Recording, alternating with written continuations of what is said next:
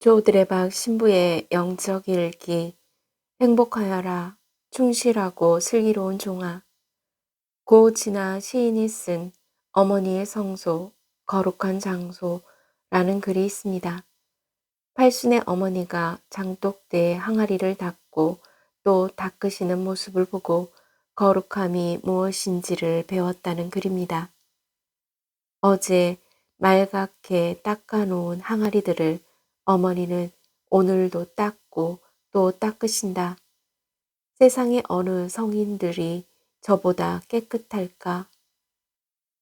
맑은 물이 뚝뚝 흐르는 행주를 쥔 주름투성이 손을 항아리에 얹고 세례를 베풀듯 어머니는 어머니의 성소를 닦고 또 닦으신다.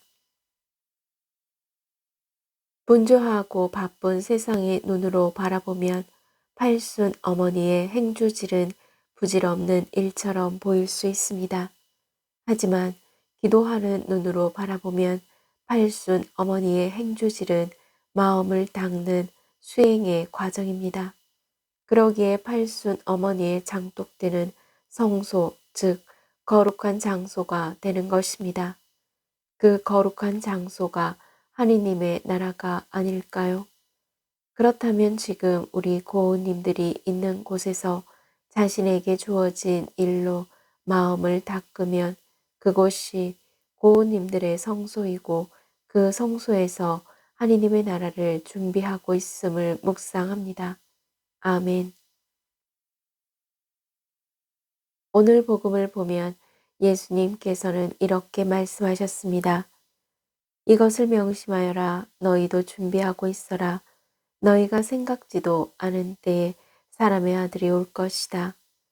오늘 말씀을 통해 주님을 기다리는 세 박자가 있음을 묵상합니다. 첫째, 주님이 기뻐하시지 않는 삶을 회개해야 합니다. 둘째로, 그 회개한 것에 대한 하느님의 은총을 믿어야 합니다. 셋째로, 하느님의 은총을 가지고 하느님께서 기뻐하시는 삶을 살려고 최선을 다해 노력하는 것입니다. 그래서 기다린다는 것은 그냥 앉아서 아무 일도 하지 않는 것이 아닙니다. 주님은 가만히 앉아 있는 사람에게 그 어떤 은총도 주시지 않습니다. 물론 주님을 기다리는 준비를 열심히 하는 사람에게 행복과 건강의 은총을 주시고 또한 열심히 준비를 한 모든 사람에게 필요한 희망도 이루어 주실 것을 믿습니다. 그러기에 죽음을 포함한 모든 기다림은 곧 희망이 됩니다. 왜냐하면 주님께서 함께 계시기 때문입니다. 예수님께서 이르셨습니다. 주인이 돌아와서 볼 때 그렇게 일하고 있는 종에게 주인은 자신의 모든 재산을 맡길 것이다. 그러나 저희에게 주신 모든 소중한 것들은 일정한 때가 오면 다 되돌려 드려야 한다는 것입니다. 왜냐하면 하느님의 은혜로 잠시 나에게 맡겨졌을 뿐 나에게 속한 것은 아니기 때문입니다. 누구나 예외 없이 결산의 시간이 다가올 것입니다. 자기가 주인이 아니라 충실하고 슬기로운 집사라는 생각을 가지게 될 때 결국 저희에게 남은 것은 사랑의 잔고 뿐입니다. 마테오복음 14장 13절에서 21절에 보면 빵 5개와 물고기 2마리로 5,000명 가량 되는 남자를 포함한 군중을 배불리 먹이시고 12광주리가 남은 기적을 베풀어 주셨습니다. 그때 예수님께서는 제자들에게 이르셨습니다.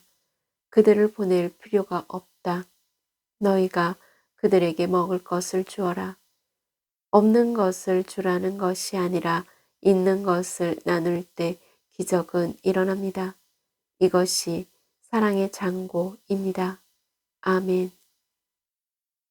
사랑하는 고은님들, 고은님들은 항상 충실하고 슬기로운 집사의 마음으로 주님을 만날 준비하며 살아야 합니다.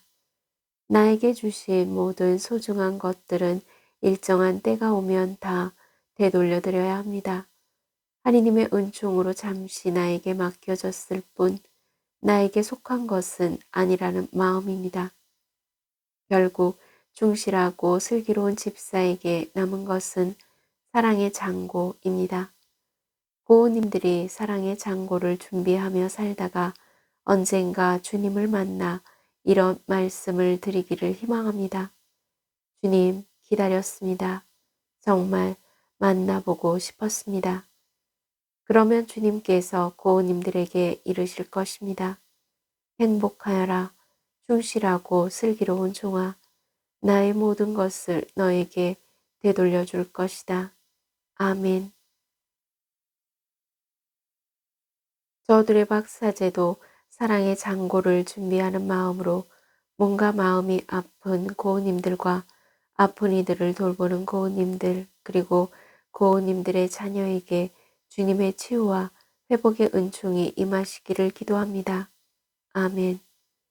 영적 일기를 마무리하면서 오늘이 고우님들에게 행복하고 기쁘고 보람이 있는 거룩한 날이니 기도하고 또 기도하고 나누고 또 나눔으로써 마음을 닦는 행복한 종이 되어 치유와 회복의 은총을 누리시기를 주님의 이름으로 강복합니다. 아멘.